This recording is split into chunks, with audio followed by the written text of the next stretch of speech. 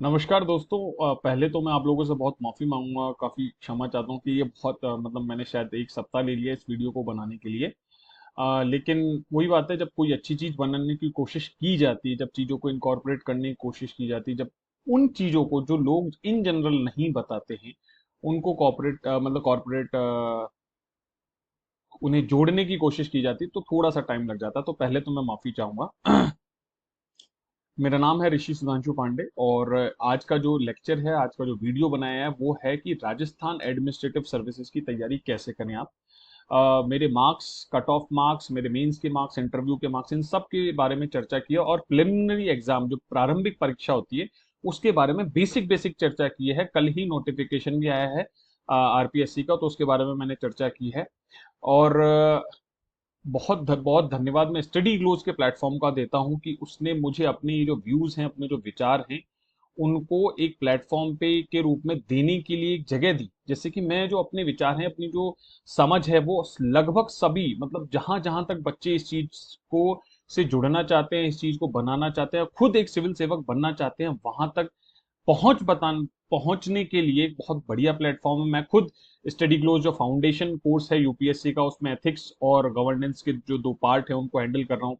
इसके साथ साथ फिलोसफी ऑप्शनल का जो कोर्स है वो भी मैं इन फ्यूचर बनाने वाला हूँ। तो स्टडी ग्लोव के साथ ये रिसेंट टाइम का जो जुड़ाव है, जो मिलन है, वो बहुत ही शानदार है, बहुत ही बढ़िया। और मैं आप सब जो लोग स्टडी ग्लोव के जो स्टूडेंट्स हैं या फिर जो उसको फॉलो करते हैं, इस चैनल को जिनको देखते हैं और इतने बेहतरीन कमेंट करते हैं मेरे वीडियोस के ऊपर, जो शिकायतें हैं मैं उनको दूर करने की कोशिश कर रहा हूँ, डोंट वरी। तो चलिए देख लेते हैं कि अब शुरू करते हैं कि क्या कहानी है। और सबसे पहले देखते हैं मार्क्स और जो कट ऑफ है प्री की, उस पर चर्चा। ये है प्री परीक्षा जो हुई थी राजस्थान के प्रिलिमिनरी एग्जाम की, उसकी कट ऑफ। जनरल कैटेगरी का मैं स्टूडेंट हूँ, उसकी कट ऑफ गई थी 76.06। अलग अलग कट ऑफ्स हैं, मैं केवल बात कर रहा हूँ जिस एग्जाम या जिस चीज को मैंने मतलब मेरे सामने जो चैलेंज था, that was 76.06 out of 200 marks.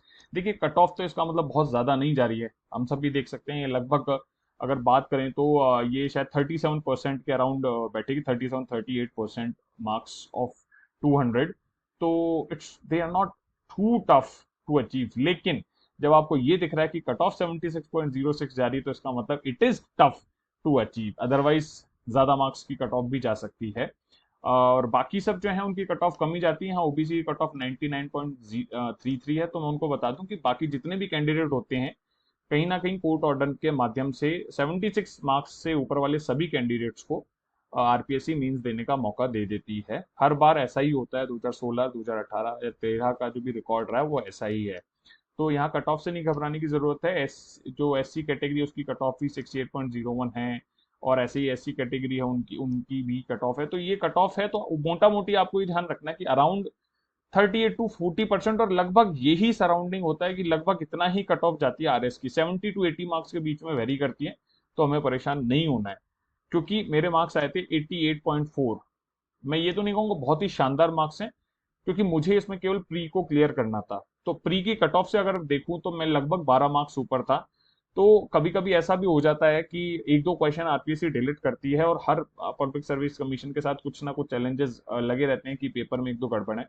तो हमें क्या करना है, बॉर्डर लाइन से थोड़ा ऊपर रहना है, क्योंकि जब हम बॉर्डर लाइन पे होते हैं ना, तो वो चीज हमें प्रेशर देती है, स्ट्रेस देती है, और हम अपनी जो मेंस की तैयारी है वो अच्छे से नहीं कर पाते हैं। तो आई वॉज रिलैक्स कि मुझे ये मालूम था कि मेरे मार्क्स जो हैं जो जनरल कट ऑफ है, जैसे मैंने कहा कि 70 to 80% के 80 मार्क्स के बीच में कट ऑफ जाती है, तो मेरे मार्क्स उससे काफी ऊपर आएंगे। मुझे 85 से ऊपर जो की निकली थी उसमें मेरे 85 से ऊपर मार्क्स बन रहे थे। तो आई वॉज सेटिस्फाइड कि हाँ, मैं कहीं ना कहीं जो प्री है वो क्लियर कर लूंगा। तो इससे मेरी तैयारी में मुझे तसल्ली मिली, शांति मिली, और मैं फोकस कर पाया। तो हमेशा ध्यान रखना, प्री में मुझे 150 नंबर स्कोर नहीं करते, मेरा ऐसा ओपिनियन है। कई लोग हैं ऐसे जिनका मानना है कि वो 140 150 स्कोर करें, साधुवाद उनको।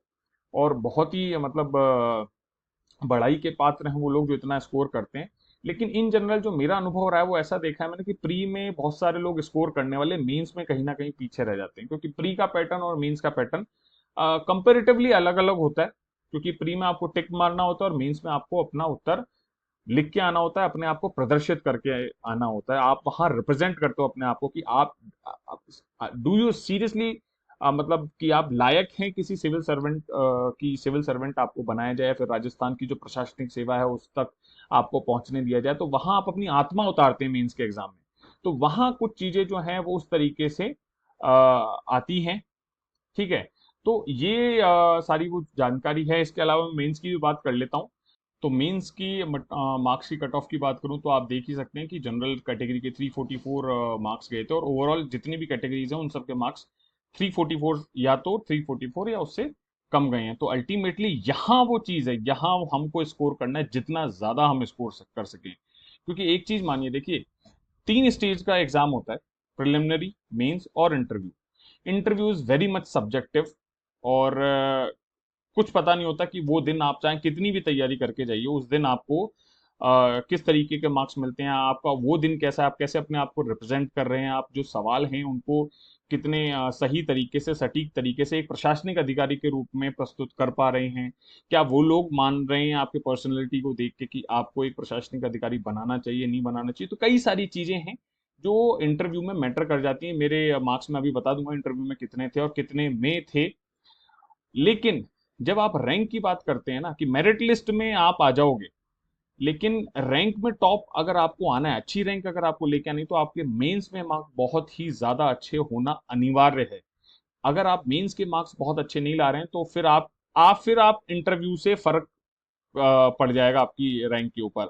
और अगर आपके मेंस में मार्क बहुत अच्छे हैं तो इंटरव्यू से आपके कुछ ऊपर नीचे होगा, लेकिन जो आपका टारगेट है वो आपको मिल जाएगा। जैसे मैं अपना अनुभव बता दूंगा भी, जब मैं अपने मार्क्स बताऊंगा, तो हमेशा ही ध्यान रखना कि हमें जो तैयारी करनी है, फोकस जो करना है वो मेंस की तैयारी पे करना है। जितनी ज्यादा हम मेंस की तैयारी पे फोकस करेंगे, उतना जो हम अपना टारगेट है, जो लक्ष्य है, जो ध्येय है, उसको पाने के लिए ज्यादा बेटर तरीके से सक्सेसफुल हो पाएंगे। अब मैं दिखा देता हूँ आपको अपने मार्क्स मेंस में चार। अच्छा, मैं एक प्री में चीज बताना भूल गया कि यहाँ राजस्थान में एक ही जनरल स्टडीज का पेपर होता है। उसका मैं डिटेल में चर्चा अभी करूंगा आगे। तो उसमें 150 क्वेश्चंस आते हैं और 200 मार्क्स का पेपर होता है। यहाँ जो मेंस है उसमें 4 पेपर होते हैं। 4 पेपर्स हैं: general studies first, general studies second, general studies third and general studies fourth, जिसमें कि जनरल हिंदी और जनरल इंग्लिश जो है 200, और ये चारों ही पेपर जो हैं 200 मार्क्स के हैं। तो मेरे जो मार्क्स आपको दिखाई दे रहे हैं, 200 में 95.75 है, यहाँ 200 में 100.50 हैं, और 101.25 हैं, और यहाँ मैंने ठीक ठीक स्कोर किया 131.50। देखिए, जितने भी सेलेक्टेड कैंडिडेट्स होते हैं, आप ये मानिए 300 या 400 रैंक से पहले पहले वाले, उन सबके यहाँ जो मार्क्स है ना, ये तीन जो पेपर हैं, पेपर 1, पेपर 2, पेपर 3, ये इन जनरल 95 टू 105 के बीच में वेरी करते हैं। भाई किसी के 99 आ गए, किसी के 106 आ गए, तो ये एक वेरिएशन है, 10 मार्क्स का वेरिएशन है। लेकिन जब आप टॉप रैंक्स की बात करते हो तो आप हर किसी को देखिएगा, जो पेपर 4 जब तक आपका बहुत अच्छा स्कोर नहीं करते हैं आप, तब तक आपके लिए टॉप रैंक्स में आना थोड़ा मुश्किल है। क्योंकि ये इसमें आप 140 किसी भी पेपर में, जो पेपर फर्स्ट, पेपर 2, पेपर 3, उनमें 140 130 आप स्कोर कर नहीं सकते। बहुत ही क्रूशल है। कुछ बिरले लोग होते हैं, मैं मना नहीं कर रहा, कुछ जो महान बहुत ही महान लोग हैं, वो इन पेपर्स में 130 तक स्कोर कर सकते हैं। लेकिन इन जनरल इन पेपर्स में 110 क्रॉस करना, it is a very very tough task. ठीक है। क्योंकि इनका सिलेबस जो है वो बहुत ज़्यादा वास्ट है, और सबसे बड़ी बात है कि अलग अलग सब्जेक्ट्स हैं। मैं सिलेबस जब मेंस की हम बात करेंगे तब मैं बताऊंगा कि सिलेबस कैसे डिवाइड है। ठीक है। लेकिन ये जो पेपर 4 है, ये आपको स्कोर लेके आता है। जैसे अगर मैं यूपीएससी की बात करूं तो यूपीएससी में भी ऐसे और एथिक्स और आपका ऑप्शनल, वो तीन है जो आपको एक कैटेगराइज, मतलब अलग टॉप लेवल पे ले जाते हैं। और बाकी जो 3 जीएस के पेपर्स है, वहां इन जनरल सबके मार्क्स लगभग लगभग सेम होते हैं। मोटा मोटी 15-20 मार्क्स का डिफरेंस माना जा सकता है। तो मेरे टोटल मार्क्स थे 429। अब आप देख लीजिए लगभग मेरे मार्क्स में 85 टू 90 मार्क्स का कितना डिफरेंस है, 344 है। तो क्लियरली बिल्कुल 85 मार्क्स जो हैं उनका डिफरेंस है मेरा कट ऑफ और मेरे जो मेंस के मार्क्स है। तो मैं यही कहता हूं कि मेंस के मार्क्स के कारण ही मेरी अच्छी रैंक है, क्योंकि इंटरव्यू में जो मार्क्स है मेरे वो हैं 64 मार्क्स। तो 64 इन जनरल अच्छे मार्क्स है, लेकिन जब कैंडिडेट्स हैं, कई कैंडिडेट्स हैं जिनके 80 तक मार्क्स आए हैं, तो ऐसा लगता है कि हाँ 64 से मैं 16 मार्क्स तो पीछे ही हूँ, तो मैं वो 16 मार्क्स भी अचीव कर सकता था। तो ऐसा लगता है, तो यहाँ पे गुंजाइश है, आप लोग बिल्कुल मेहनत कीजिए और 75 टू 80 मार्क्स अचीव किए जा सकते हैं अगर आप अच्छी मेहनत करते हैं। शायद मेरी इंटरव्यू की उतनी मेहनत काम नहीं हो पाई, नहीं फुलफिल कर पाए, लेकिन ठीक है। अब कोशिश ये है कि जब मैं प्रशासन में कार्य करूं तो मैं इन जो कमियां हैं मेरी, मैं उनको सुधार के बहुत बेहतर सर्विस जो है प्रशासन में जाके, जो लोग हैं, जो मेरा पद होगा एसडीएम का या फिर जो भी पद मुझे दिया जाएगा, जिस भी डिपार्टमेंट में रखा जाएगा, उनमें मैं अपनी पूरी मेहनत करके कार्य करूं। तो ये मोटा मोटी जो है प्री मेंस का मैंने मार्कशीट आपको दिखा दी है, जो कट ऑफ थी वो दिखा दी है। और बधाई आपको दे देता हूं कि हाल ही में आरपीएससी ने 2021 जो है आरएस की उसकी वैकेंसी निकाल दी है। कुछ चीजें हैं अलग अलग, जो सीट्स हैं जो काफी ज्यादा हैं, जनरल कैटेगरी की थोड़ी कम सीट्स हैं, आरपीएस की सीट्स ठीक हैं, अच्छी हैं। तो नंबर ऑफ सीट्स मैं यही कहता हूं कि देखो, मुझे केवल एक सीट चाहिए थी, मेरा टारगेट ये था, चाहे केवल एक सीट भी होती ना आरएस में, तो भी मैं अपनी जी जान लगाता। फिर ईश्वर, या फिर जो आपकी अगर आप ईश्वरवादी हैं तो ईश्वर की इच्छा, अनीश्वरवादी हैं तो आपकी जो कर्म है, मेहनत, उसकी इच्छा। तो हमें केवल और केवल एक सीट पे फोकस करना है, उसके आगे हमें कभी नहीं जाना है, हमें कुछ चीजें इधर उधर नहीं ध्यान देना है। मछली की आंख, मैंने शायद जो पहले भी एक बार कहा है कि हमें केवल और केवल मछली की आंख क्या है, एक आरएस की सीट, दैट्स ऑल। और आरएस की सीट में हमेशा कोशिश या टारगेट आप ये करो कि टॉप, हमें टॉप करना है। फिर उसके बाद क्या होता है, दैट्स अ डिफरेंट थिंग, लेकिन आपका टारगेट हमेशा बेस्ट होना चाहिए, बेस्ट टारगेट लो। कुछ लोग कह देते हैं कि बेस्ट टारगेट लेने से प्रेशर हो जाएगा। देखो भैया, प्रेशर का गेम है यार, प्रेशर नहीं लोगे तो इट्स टफ, क्योंकि आपने इस चीज का प्रेशर नहीं लिया ना, तो दूसरी चीजों का प्रेशर आपको मार देगा। क्योंकि जब तक आप वो एक आपने हाइड्रोलिक सिस्टम सुना होगा ना, कि आप इधर से प्रेशर है तो यू ऊंचा रहेगा आपका। तो इस चीज का ध्यान रखना, अगर इस पे पढ़ाई पे मेंस का प्रेशर लेके रखोगे यार, मुझे एक सीट है, तो बाकी सब प्रेशर भूल जाओगे आप, आपको याद ही नहीं रहेगा। आप कहोगे कि जाने दो, बढ़ने दो, हमारी राजस्थानी भाषा में कहते हैं बढ़, कोई चिंता को नहीं, अपन है। तो ये चीज है, इस चीज का ध्यान रखना है। तो हमें केवल एक सीट पे फोकस करना है, राजस्थान की एक सीट है। सीट्स काफी अच्छी हैं, मेरे ख्याल से 988 कुल टोटल, हाँ बिल्कुल 988 पद हैं कुल, तो काफी ज्यादा सीट्स हैं और 350 से ज्यादा स्टेट सर्विसेज हैं। तो बहुत अच्छी अपॉर्चुनिटीज हैं और अपॉर्चुनिटी है। तो इसको तुरंत आप, जो जो लोग भरना चाहते हैं उसको तुरंत भरिए, और मेरी तरफ से जो भी सहायता होगी आने वाले समय में, कुछ कुछ टॉपिक्स का जो मैं पढ़ाना चाहता हूँ, जो मुझे लगता है कि कुछ जगह उतना अच्छा नहीं होता, मैं अपनी तरफ से ही अपने चैनल पे उसको डाल दूंगा। तो अगर आप इसको मतलब सब्सक्राइब देख लीजिए, आपको सब्सक्राइब करना है या बेल जो भी है। मैं वैसे भी अपने जो, जिनके पास मेरा नंबर है, मैं स्टेटस पे नंबर है, मैं स्टेटस पे डाल दिया करूंगा, तो आप लोग देख सकते हैं। कहने का मतलब है जो स्टूडेंट फोकस्ड हैं, आप लोग केवल एक सीट पे ध्यान रखिए, और उस पर अपन तैयारी करेंगे। और ये खासतौर पे हिंदी, इंग्लिश, या फिर ऐसे जो टॉपिक्स हैं जिनको कैसे कवर करना है स्मार्टली, स्कोर अच्छा कैसे करना है, इस चीज के बारे में मैं आपको पूरी तरीके से अवेयर करता रहूंगा समय समय पे। ऐसा जरूरी नहीं कि मैं हर रोज एक वीडियो डालूं, लेकिन समय समय पे मैं ऐसा करता रहूंगा। तो आपकी विश है, आप देख लीजिए, सब्सक्राइब या जो भी है, जैसे भी आप इंफॉर्मेशन में आप जुड़े हुए रहें, मैं केवल इतना सा कहना चाहता हूँ। ठीक है, इसके साथ साथ अब चलिए बात करते हैं कि अगर प्रिलिमिनरी एग्जाम की आज मैं बात करूंगा। दो चीजें हैं प्रिलिमिनरी एग्जाम में, देखो ये चीजें सबसे ज्यादा इंपॉर्टेंट, अगर आपको ये नहीं पता है ना, और ये प्रिलिमिनरी नहीं, ये तो मेंस के लिए भी सबसे ज्यादा इंपॉर्टेंट चीज है, कि मुझे सबसे पहले पता होना चाहिए कि सिलेबस क्या है। भाई मुझे सिलेबस नहीं पता होगा तो मैं कैसे ये पता कर पाऊंगा कि मुझे पढ़ना क्या है और क्या नहीं पढ़ना है। देखो पढ़ना क्या है तो सब बताते हैं, लेकिन नहीं क्या पढ़ना है ये कोई नहीं बताता, और ये सबसे बड़ा चैलेंज है। जब हम भटक जाते हैं ना, जब हम अपने डायरेक्शन से छूट जाते हैं, तब हम जंजाल में फंस जाते हैं, और जंजाल में फंसते ही हमारी जो ताकत है वो कम होती जाती है। मछली की आंख नहीं मिल पाएगी अगर हम इधर उधर ध्यान दे देंगे। तो हमें ये पता होना चाहिए कि हमें पढ़ना क्या नहीं है। और जब हमें सिलेबस पता होता है तो हमें ये पता होता है कि यार ये तो सिलेबस में नहीं है, तो इसको हमें नहीं पढ़ना है। जैसे मैं एग्जांपल देता हूँ, न्यूज़पेपर में पॉलिटिकल न्यूज़ नहीं पढ़नी होती है, वो छोड़ देनी होती है। सिविल सर्विस जो सर्विसेज की तैयारी कर रहा है उसे पॉलिटिकल न्यूज़ से मतलब नहीं, क्योंकि डायरेक्टली क्वेश्चन पॉलिटिक्स से नहीं पूछा जाता, क्योंकि वो भी जानते हैं कि पॉलिटिशियन, और मतलब जो सिविल सर्वेंट है, उसे नॉन पार्टीशनशिप, मतलब तटस्थता का भाव रखना चाहिए। एथिक्स का आपका, हमारा आरएएस का और इवन यूपीएससी में सिलेबस का एक टर्म है, एक पार्ट है जो ध्यान रखने की चीज है। और उसके साथ साथ ओल्ड ईयर क्वेश्चन पेपर्स, चाहे वो प्री के हों चाहे मेंस के हों, आरपीएससी और यूपीएससी दोनों ही आपको बहुत काम देंगे। मैंने कई बार इनको रिवाइज किया है, मैंने कई बार इनको सॉल्व किया है, मैं व्यक्तिगत रूप से बता रहा हूँ। कई कई तो क्वेश्चन मुझे याद तक हो गए थे, हाँ यार इसका ये आंसर मैं आग बंद मतलब देख के ही बता देता था, और एक्सप्लेनेशन भी। तो वो कई बार ऐसा भी होता है कि कुछ क्वेश्चन रिपीट हो जाते हैं, तो इससे क्या होता है, आपका टाइम बचता है। देखो टाइम मैनेजमेंट एक बहुत बड़ी टफ चीज है, जिसके लिए मैं अलग से, मेरा हिंदी का पेपर इतना अच्छा गया था कि मैं लास्ट वर्ड लिखा था मैंने, और जो बेल थी 3 आवर्स की वो बजी थी। कई लोगों के हिंदी के पेपर छूटे थे, तो शायद ये एक वो फायदा था जो मुझे मिला। तो उसके लिए मैंने बहुत अच्छे तरीके से टाइम मैनेजमेंट किया था। तो वो टाइम मैनेजमेंट बहुत ज्यादा जरूरी है, और वो आपको इन चीजों को करने से अच्छा कर पाते हैं। आपके अगर आपको मैनेज कर लोगे कि यार ऐसे ऐसे क्वेश्चन है, प्रैक्टिस है, क्योंकि 5-7 क्वेश्चंस का ही डिफरेंस होता है। इवन प्री में भी कई लोगों के क्वेश्चन छूट जाते हैं। तो केवल कारण यही कि आप लोग ओल्ड ईयर्स जो क्वेश्चन पेपर्स हैं वो नहीं फॉलो करते हैं, मिस कर देते हैं। नेक्स्ट जब मैं बात करूं, दो चीजें होती है देखो, एक होती है टेक्स्ट बुक, एक होती है रेफरेंस बुक।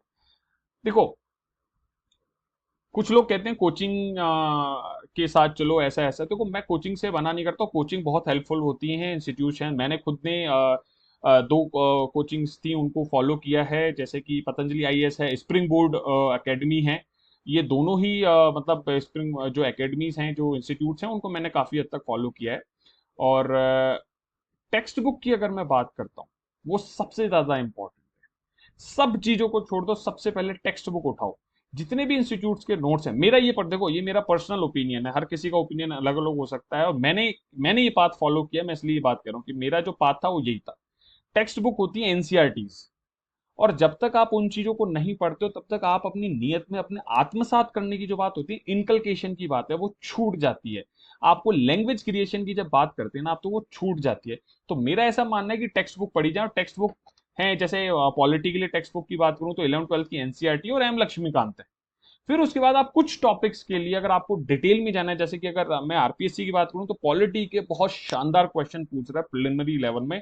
इवन यूपीएससी से भी एक दो क्वेश्चन में वो ऊपर जा रहा है, क्योंकि वो इतना मतलब इसे कहते हैं ना कि स्पिरिट ऑफ द कॉन्स्टिट्यूशन के बेस पे वो क्वेश्चन पूछ रहा है। तो उसके लिए आप इधर उधर अगर आप जाना चाहें आप जा सकते हो। लेकिन अगर आप मोटा मोटी प्रियम्बल ढंग से पढ़ते हैं, फंडामेंटल राइट्स अच्छे से पढ़ते हैं, लक्ष्मीकांत को ढंग से फॉलो करते हैं, तो you don't need to go to DD Basu और सम अदर बुक्स। चाहे नाम मुझे याद नहीं आ रहा उन सर का, वो भी एक उनकी एक बुक लिखी हुई है, बहुत मतलब कॉन्स्टिट्यूशनल एक्सपर्ट है, नाम है माफी चाहूंगा याद नहीं आ रहा। तो मैं यही कहूंगा कि इन दोनों को फॉलो करो, लेकिन कैसे फॉलो करना है ये समझना आना चाहिए कि मुझे किस चीज को फंडामेंटल मानना है, और उस बेस पे, उस जमीन पे मुझे कौन सी इमारत रखनी है, वो ध्यान होना चाहिए। मैं इन दोनों का उदाहरण दूंगा कि टेक्स्ट बुक क्या है और रेफरेंस बुक क्या है, अभी आगे की स्लाइड में। प्री का जो सेक्शन है, जो भी प्री का जो पेपर आता है, मोटा मोटी इन 5 जो सेक्शन है मैं उनमें बांटता हूँ। जीपीएच का मतलब है ज्योग्राफी, इकोनॉमी, हिस्ट्री और पॉलिटी। ये सब जगह कॉमन है, लगभग 15-15 क्वेश्चन। आप ये मानो कि सबसे 15-15 क्वेश्चन जो है मोटा मोटी आते हैं। 10 से 20 भी वेरी हो सकते हैं, कभी कभी 22 क्वेश्चन भी हो सकते हैं। तो इसीलिए मैं ऑन एन एवरेज 15 क्वेश्चन मानता हूँ कि 15 क्वेश्चन आते हैं। साइंस की बात करता हूँ तो आरपीएससी फेवरेट, साइंस सेक्शन उसका फेवरेट है, तो आरपीएससी साइंस से खूब क्वेश्चन पूछती है, और बहुत अच्छे क्वेश्चन पूछती है। ऐसा नहीं कि चलते फिरते कुछ भी पूछ लिया कि भैया ये लॉन्ग किसी का फूल होती है, तना होती है, या फिर क्या होती है, या फिर आप क्वेश्चन ये पूछ लो कि what is xylem, xylem tissue का क्या काम है। ऐसे इतने छोटे छोटे क्वेश्चन नहीं पूछती, वो अच्छे क्वेश्चन पूछती है, कॉन्सेप्चुअल क्वेश्चन पूछती है, खासतौर पर नई टेक्नोलॉजी से रिलेटेड क्वेश्चन पूछती है। इसकी बात करेंगे, राजस्थान के बारे में डेफिनेटली लगभग 40 क्वेश्चन आते ही हैं। And you must know, if you want to work in Rajasthan, then you have to know about Rajasthan, so you must know। तो इसमें क्या फॉलो करना है भी मैं बता दूंगा। करंट अफेयर्स हैं वो भी आते ही हैं, लगभग 30 से 40 क्वेश्चन। आप ही मानो कि घूम फिर के 25 से 30 या 25 से 40 क्वेश्चन का एक रेशियो है, जिसमें कि पर्सन इन न्यूज भी आ जाता है, या फिर जो आईआर इंटरनेशनल रिलेशन है उसकी भी बात आ जाती है। ठीक है, और 15 क्वेश्चन जो आते हैं वो आते हैं क्वांट और एलआर के। तो जो इंजीनियर या साइंस या मैथमेटिक्स बैकग्राउंड के, तो उन्हें तो मुझे लगता नहीं कि कोई बहुत ज्यादा प्रॉब्लम आती होगी। हाँ, ह्यूमैनिटीज वालों को जो स्टूडेंट्स हैं उनको जरूर दिक्कत आती होगी, तो इसकी अपन चर्चा करेंगे कैसे क्या करना है।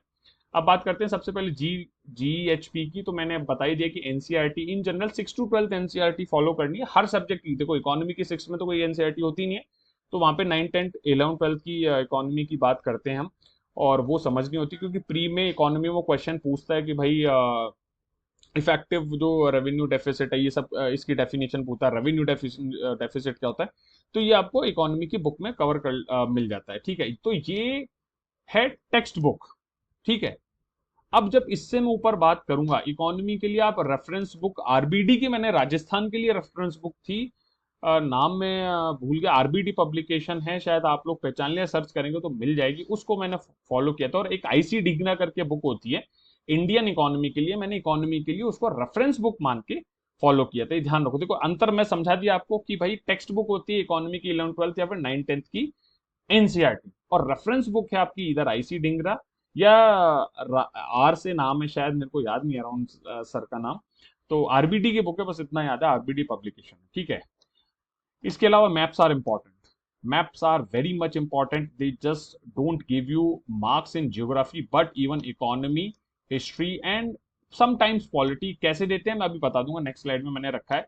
इकोनॉमिक सर्वे इज इंपॉर्टेंट, इधर अगर गवर्नमेंट ऑफ इंडिया की बात करूं तो इकोनॉमिक सर्वे है, और अगर इंडिया की बात राजस्थान की बात करूं तो इकोनॉमिक रिव्यू है, जो हर बार आता ही रहता है।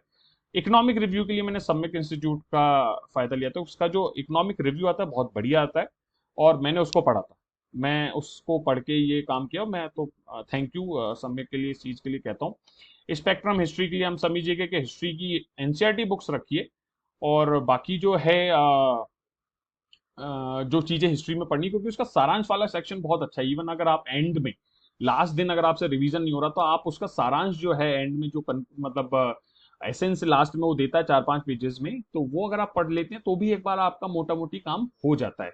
और लक्ष्मीकांत जो भी सिविल सर्विसेज की तैयारी में, उसको पता है लक्ष्मीकांत की इंपॉर्टेंस क्या है, तो I don't want to give more मतलब lot of discussion over Laxmikanth. This is the actually the best book for civil services in India, whether it is for state PCS और यूपीएससी, ठीक है।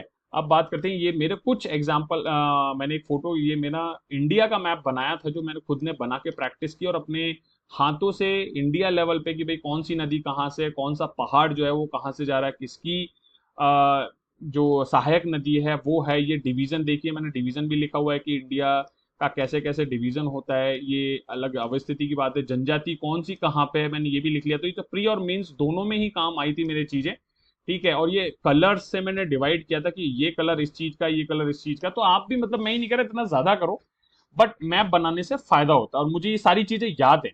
मैंने जब बनाई मुझे एक एक चीज याद थी, तो पेपर में मुझे दिक्कत नहीं आई। दूसरा ये राजस्थान का है, तो राजस्थान में जब मैं रिसोर्सेज की बात करते हैं, खनिज संपदा की बात करते हैं, तो मैंने इसको डिवाइड कर दिया था कि भाई मैंगनीज कहाँ कहाँ मिलता है, मैंगनीज के टाइप क्या क्या अलग अलग हैं। जैसे बांसवाड़ा, उदयपुर, जयपुर की बात करूं, अगर मैं तांबे की बात करूं, तो ये सेकंड, राजस्थान में सेकंड नंबर पे तांबे का प्रोडक्शन होता है, और झारखंड फर्स्ट है। ये देखो मैंने शॉर्ट में लिख भी रखा है JHKD, ठीक है।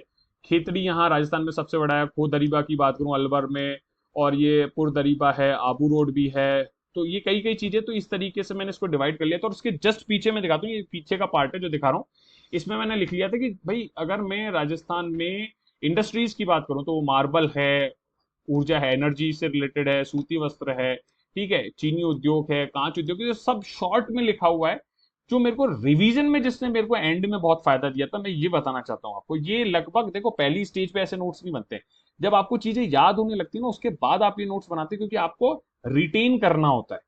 पहली बार पढ़ के ऐसे नोट्स मत बनाना, क्योंकि 2-3, और नोट्स पहली बार में परफेक्ट नहीं बनते, ये मैं आपको बता दूं।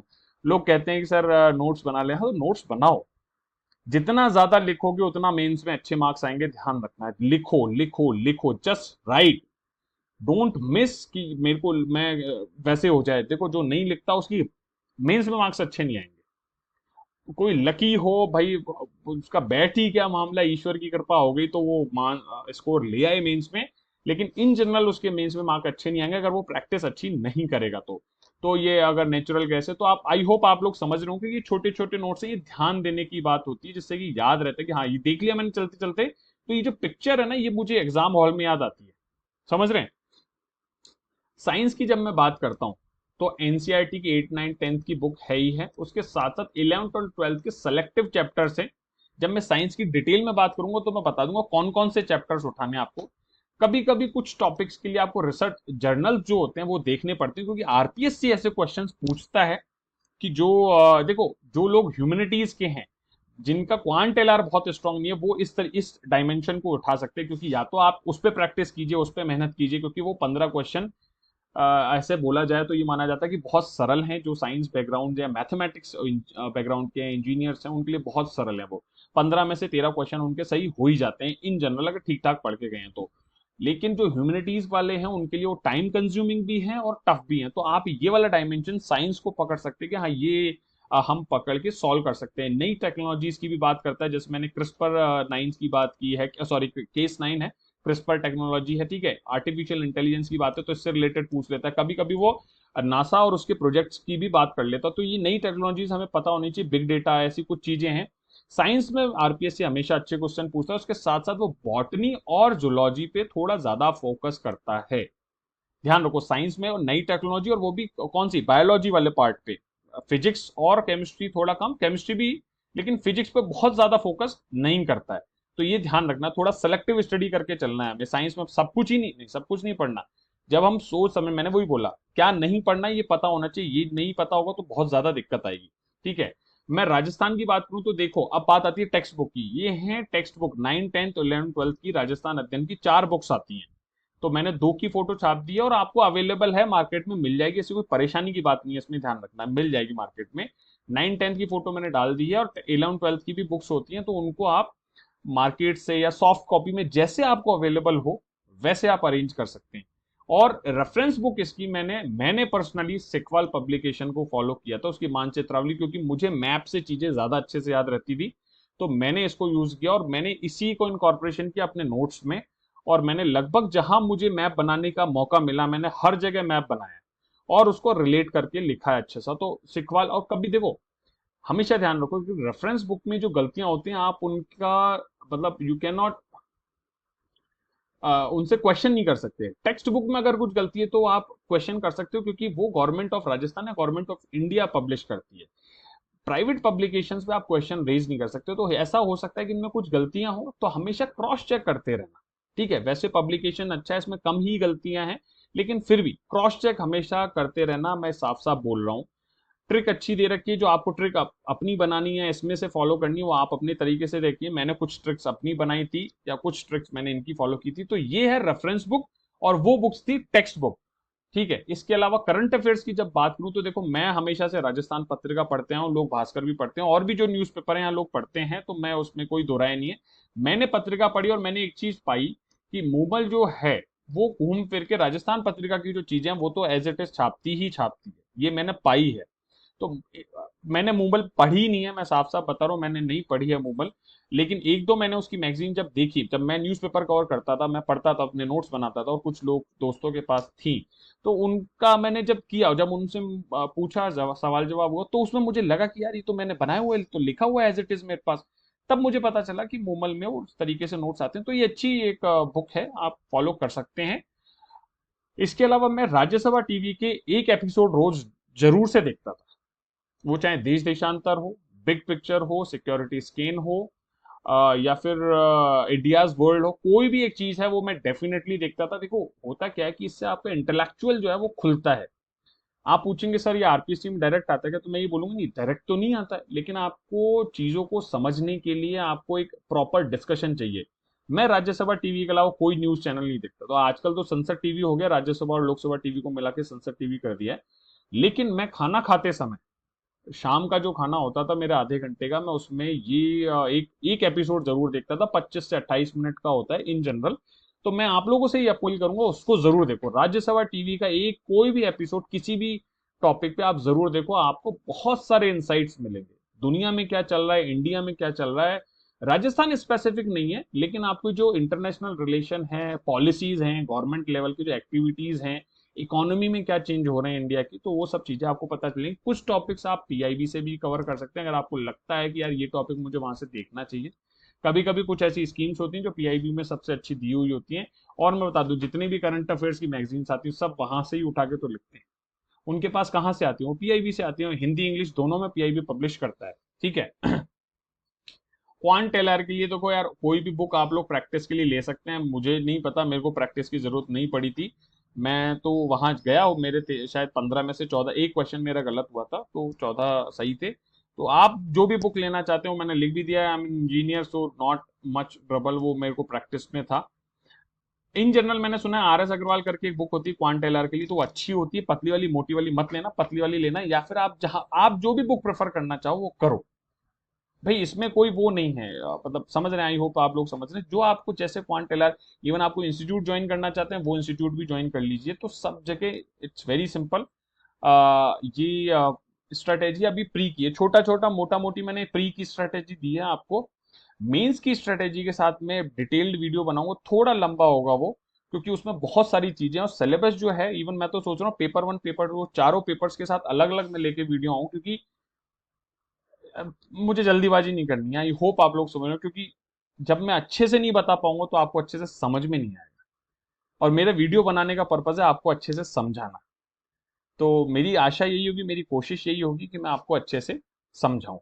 ठीक है। तो नेक्स्ट वीडियो मैं लेके आता हूँ 2-4 दिन में, जिसमें कि मैं मेंस के पेपर वन के बारे में चर्चा करूंगा।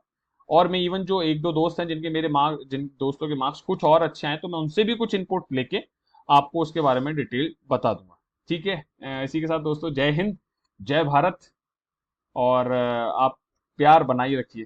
Thank you.